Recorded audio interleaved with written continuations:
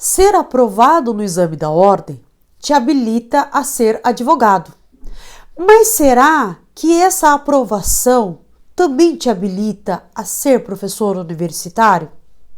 Olá, eu sou a professora Solange Tomiyama e no vídeo de hoje a gente vai abordar o tema professor impostor.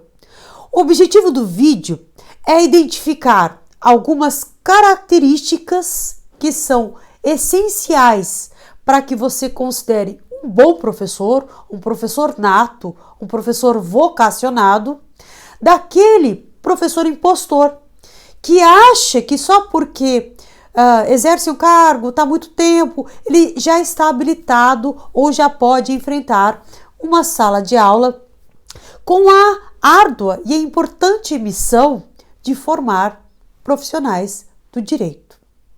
Então, ao abordar essa ideia de impostor, eu estou fugindo daquela síndrome, que é a síndrome do impostor, né? Que é a pessoa que tem uma baixa autoestima, ela acha que tem, ela duvida que tem.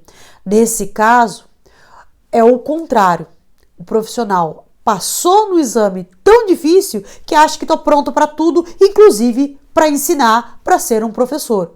E não é isso que acontece, e eu vou contar para vocês, inclusive, como eu identifico esse professor impostor. Então, primeiramente, quais são as características de um bom professor, um professor vocacionado?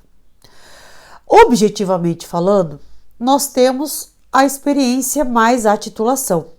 Então, pressupõe que a pessoa que tem uma titulação mais elevada, ele é mestre, ele é doutor, ele já tem uma formação e um preparo que habilite a exercer a docência no ensino superior. Mas não é só isso que se resume a identificar um bom professor.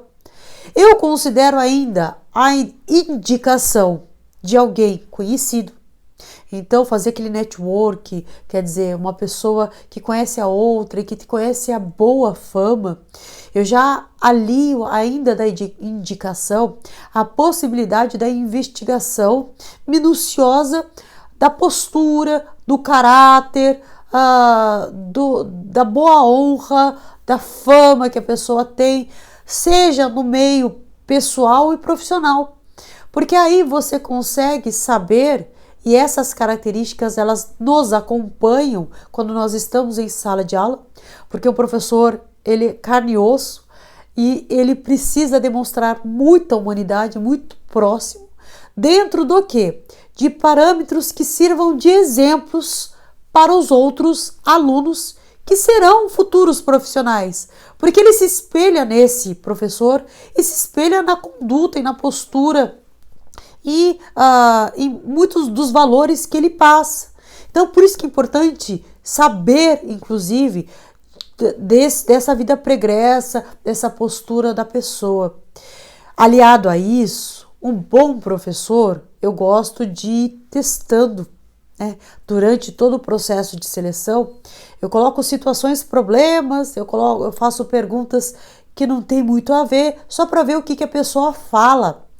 Para eu testar, inclusive, que ela só não está passando uma boa imagem momentânea naquele exato momento, mas que no dia a dia ela consegue. Por exemplo, eu pergunto para a pessoa, e aí, você trabalhou com fulano de tal, você está em tal lugar? Quando a pessoa começa a criticar, falar mal, ou até mesmo falar outras coisas assim, eu começo a duvidar. Por quê?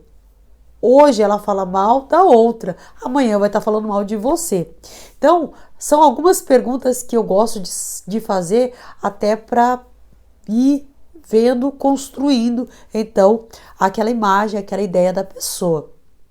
Junto a isso, eu vou lançando no curso da contratação, ou até mesmo contratado, alguns desafios.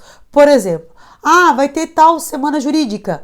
Quem se dispõe a fazer, quem se dispõe a ajudar o aluno, olha, tem tal aluno com problema. Eu vejo o que o professor fala sobre o aluno e se ele só critica, mas sem dar nenhuma solução, eu já fico com o pé atrás, porque aí eu vejo se ele é um bom ou um mau professor. Porque a primeira impressão, ela até dá um choque, até dá uma boa impressão, mas ela não perdura, ela não consegue se manter se for uma impressão fake ou uma impressão montada. Por quê? O que é o professor impostor? Se não aquele professor que passa uma imagem, mas depois a carapuça cai. E com o decorrer do tempo, você percebe que esse professor, ele só quis, durante o início da aula, ou processo de seleção, ou uma situação, passar uma impressão que era, mas que não é aquilo que ele verdadeiramente acredita. Porque ele cria uma imagem, mas essa imagem não consegue se perdurar durante muito tempo. Hoje em dia está fácil criar uma imagem, uma autoridade, criar uma persona que é uma pessoa agradável e que com o decorrer do tempo ela vai se perdendo, ela vai desaparecendo. Por quê? Porque o professor impostor, ele finge um conteúdo e uma experiência que na prática não tem. Ele não sabe lidar num conflito com o aluno. Ele não sabe lidar com um problema com o aluno. Ele, de repente, acha que é só ler aquilo que está no livro ou no Google, já é o suficiente para montar uma aula. E aí, você percebe, durante a discussão em sala de aula, que a pessoa não está preparada para ouvir, de repente, uma mudança da lei, uma mudança de decisão, algo que saiu no jornal, algo que está sendo discutido, porque ele não se preparou. O professor de impostor, ele não se prepara. Ele não é humilde, quer dizer, puxa, errei, puxa, me enganei, ou reconhecer, inclusive, que tem algum problema crônico em relação a alguma questão trazida em sala de aula. Pelo contrário, esse professor impostor, ele se mantém no pedestal e, se em momento algum, ele se equipara, fala no mesmo nível que o aluno. Esse professor impostor, ele não aprende com os erros. Olha, deu errado contra a turma, ele persiste o erro com a turma, ou deu errado durante o semestre com aquele conteúdo programático, ele continua com aquele tipo de aula, ele continua com aquele tipo de prova, ele continua com aquele tipo de abordagem. Pô, não deu certo, né? Tenta planejar a aula para o próximo semestre, que talvez não incorra nesses riscos, nesses problemas. Porque, basicamente, um professor impostor é um professor desonesto. Mas desonesto com o aluno, com a instituição de ensino, com si próprio, com todo o ordenamento jurídico, porque ele ensina da cabeça dele e não ensina conforme o cuidado que um aluno merece quando ele está aprendendo. O que a gente conclui com tudo isso?